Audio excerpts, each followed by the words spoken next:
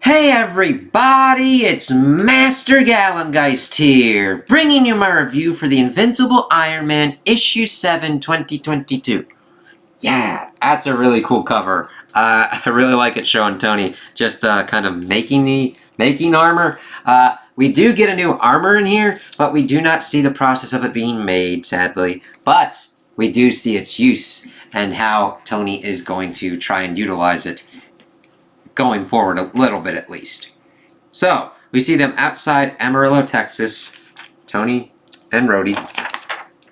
And Rhodey thinks that they'll probably going to be dead or in jail, and Tony's like, we can do both, we can multitask.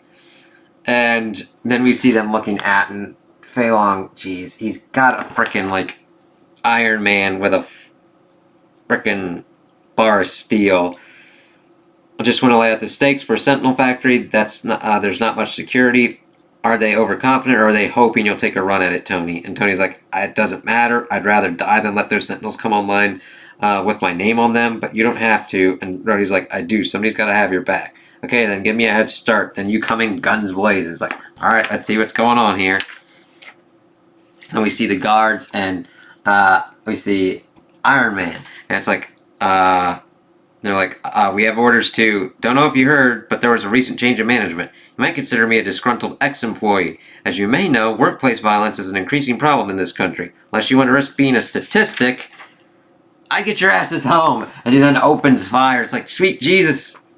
And then saying that, like, everybody clock out early tonight and come in late tomorrow. And then the foreman dude is like, hey, everybody out. You heard Iron Man. Then we see the plan was simple. Iron Man kicks the door off the hinges and is seen sabotaging the production of the Stark Sentinels. Sensors confirmed that all civilians had cleared out, so it was safe to deploy. A little surprise. The goal was to make the most expensive crater in Texas. The ulterior motive for Iron Man was to see how far along production was. The answer was too far along, as we see Iron Man putting stuff on the Sentinels, but then getting attacked by them. Let's see. Rhodey's one of the only people Tony could trust with his knowledge of this weapon cache. That's the reason he's broke. By the time I publish my autobiography, I'll have figured out how to make it a business. On this night, some of the more powerful explosives and ordnance came in real handy. And then we see, all right, partner, the Hornet's Nest is good and pissed. Good luck. It's like, okay. And then we see that is Rhodey in the Iron Man armor, while Tony is in his new Stealth Mark Nil armor, which I like that convention. He talks about like how if you ask people who Tony Stark is, you'll get a dozen different answers. Inventor, Avenger, alcoholic, villainous, capitalist pig, hero, villain, you get the idea. The truth is, probably been all those things, and through it all, Rhodey's remained my best and most loyal friend. That's why he's the only one I can trust to be Iron Man when I cannot. And it's like, yes, that is important. That is a big thing, and I like that they call that out. And I also like the look, like the art for this is awesome. I like how they draw the armor that we've usually been seeing Tony in, but I also really like how the stealth armor is done. It's minimal because that's what it's supposed to be. Just in and out, not fighting kind of thing. He's no sense giving this armor an official designation, especially since I'm going to probably break every law in the book to get out of this jam. And then Rhodey's like, copy that, buddy. He's like, good job, Rhodey. I'm in.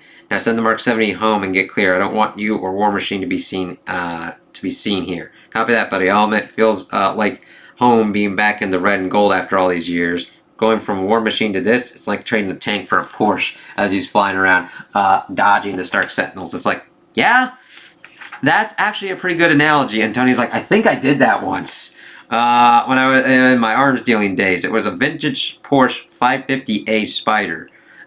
And then Rhodey's like, you remember how you totaled it? What makes you think I totaled it? And Rhodey's like, you total everything at least once. He's like, I did wrap it around a tree as is it going around placing ordnance on the Sentinels. And evidently, I love this little bit. The stealth suit's wall crawler capabilities works like a charm. Eat your heart out, Spidey. I love those little Spidey things. How Spidey just keeps popping up. It's like, yes, yes, please. Rhodey asks if the bombs that he's using are going to work, and it's not a conventional one. It works with the others to create a sphere and then implodes. It's kind of theoretical. It's all I've been working on since I learned about these abominations. Let's see exactly what this is coded for. Need evidence that people should stop cheering for these damn things. It's like, yes, and he's utilizing his stealth suit to get into the system. He's like, okay, this is weird. I can't get the capabilities or software, but the target is Johnny Storm. And then Tony realizes that he is not just sending this for mutants. He's sending this after all. He's targeting us all, superheroes, everyone. It's like, that's not good. And Rhodey's like, you kind of need to step on it, as he then starts getting kind of hammered more by the Sentinels. And then he puts on a device, and he says that he's exfilling, but he activated his jet boots, and that alerted one of the Sentinels as it grabs him. But the thing is, he actually explains that he was worried about Rhodey. That's why he used him, even though he shouldn't have. And then Rhodey's like, I'm calling an audible. I don't think I can get back to my armor. And I'm feeling a little underdressed without the firepower of my suit.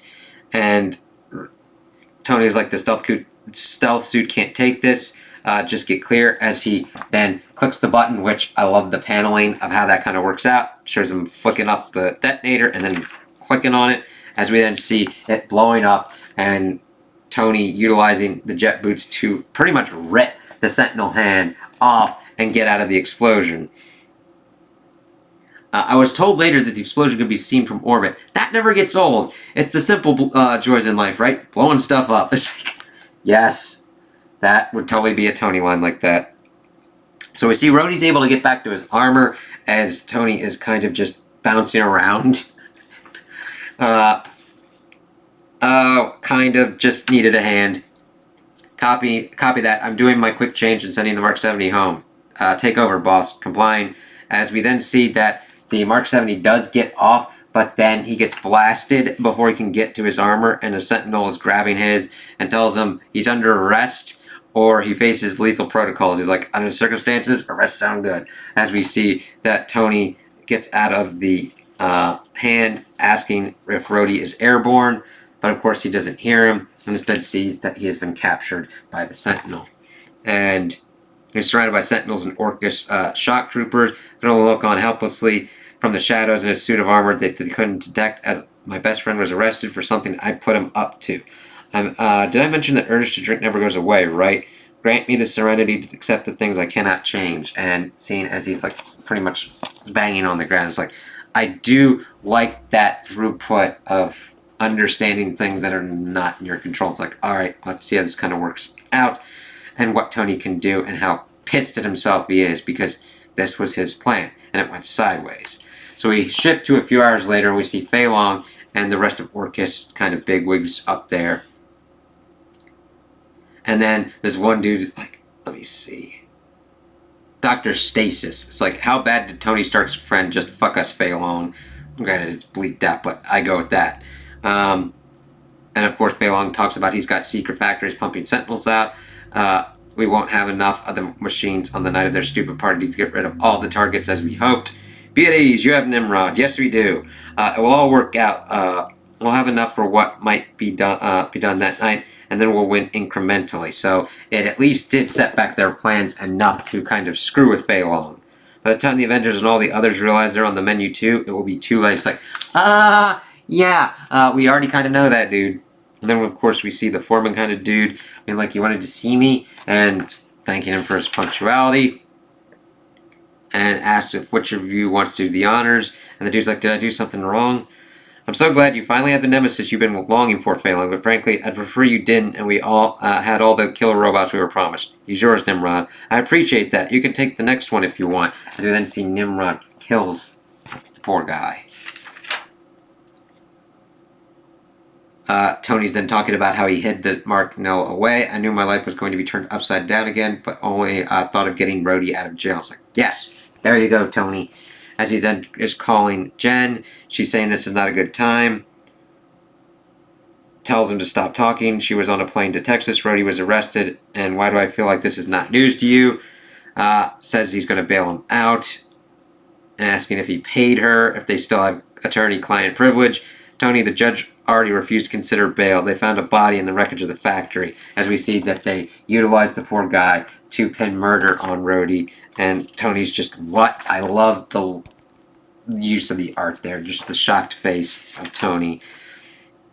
And then we then shift as he drops his phone, which is cracked, as Jen kind of explains the situation. There's going to be arraigned for murder. I don't even know if I can see him before the next hearing. Tony, are you there? Tony, if you got to hear me, I got to go. And then we see the next kind of thing that Tony's kind of going through, and I completely understand it. He's like, my best friend is now going to be on trial for murder that he didn't commit. Before I can think, the urge to self-destruct kicks in. I punch and I punch again and again until I can't feel my hands. I forget whether it was a former therapist or a former bartender observed that I'd built an armor for my friend to protect him from me. Well, Rhodey was out of that armor and stuck in a hell I made for him. I was nauseous, lightheaded, angry. I needed a drink because Fei Long was going to kill my friend and I couldn't stop him. Oh God. As we see him kneeling in front of his armor with his hands bloody. So, this was a nutty issue because we saw how Tony was kind of going for it. We see the next one is a Hellfire Gala tie-in.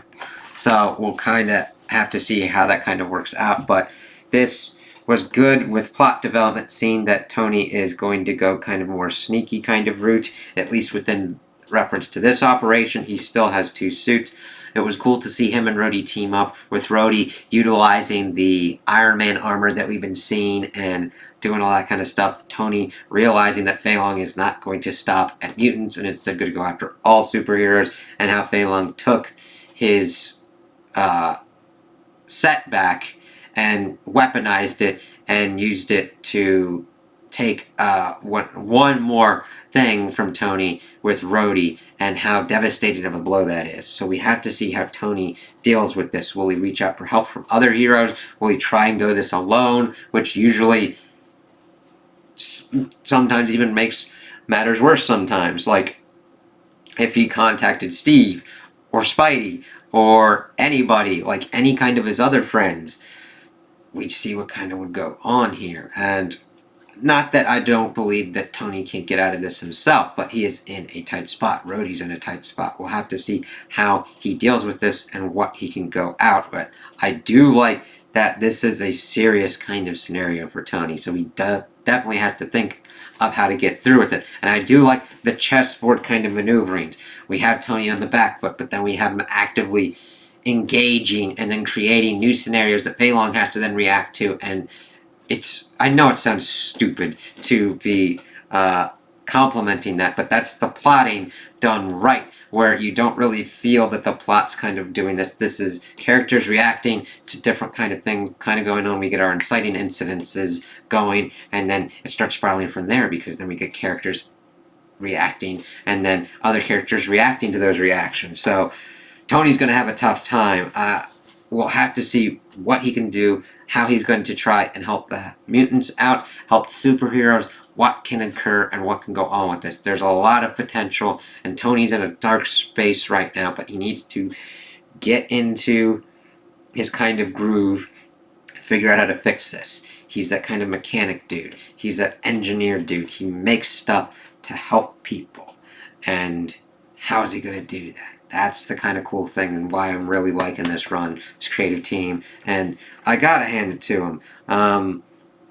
The art team really is doing very well here. The thing is, it's very hard to find that balance of the art team, the artists that can really, especially with this, to showcase the technological aspects and the human aspects so well. I mean, we get Tony's armors looking amazing, the Stark Sentinels looking crazy, and you're like, that's not good. And then you get all the rest of the characters just actually having good faces and reactions, because sometimes you get really good detailed armor work, and then sometimes you lose out on certain kind of facial expressions and everything. This one's got the best of both worlds, and especially like Tony's expression. And I love how they do all the characters. And She-Hulk looks like She-Hulk. It's always kind of cool to like have a really good art that just works with everything involved, and I can't wait to see what goes on next from here. So those are my opinions on the issue. Tell me what you guys think in the comments below.